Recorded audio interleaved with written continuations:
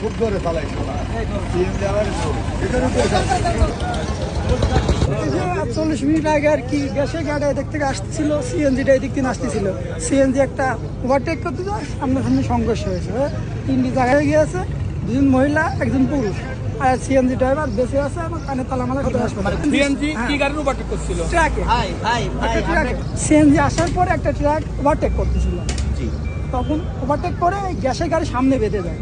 তখন আর দিশারা না পারি সামনাসামনি নিয়ন্ত্রণ হারিয়ে যায়, সামনাসামনি মেরে দেয়। আমার নাম মিঠুন।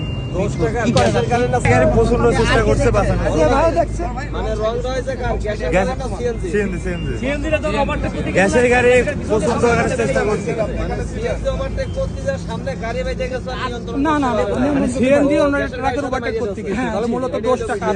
সিএনজি সিএনজি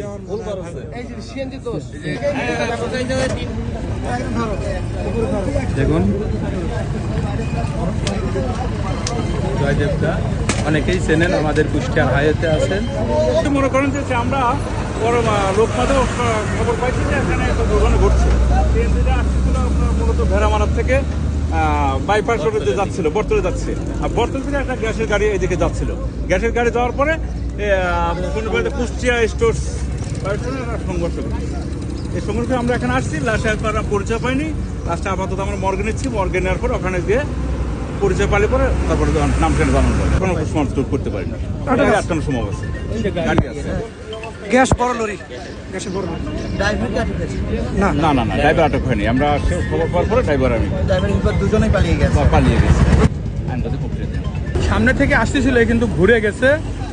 মূলত সিএনজিটা আপনার তিরমুনি থেকে বটতলের দিকে যাচ্ছিল, এখন কিন্তু বটতল থেকে তিরমুনির দিকে হয়ে রয়েছে। আর যে গ্যাসের গাড়িটা যে অ্যাক্সিডেন্ট করছে সেটা কিন্তু বটতল থেকে তিরমুনির দিকে যাচ্ছিল। তারপর সিএনজি যখন ডাইন সাইডে চলে আসে, গ্যাসের গাড়ি যখন দেখেন ব্রেক করছে, ব্রেক করে কিন্তু উনি পাম্পের দিকে ঢুকাই দিয়েছে। উনি কিন্তু পাম্পের দিকে ঢুকাই দিছে, তারপরেও কিন্তু সিএনজি এনার সামনে চলে আসে।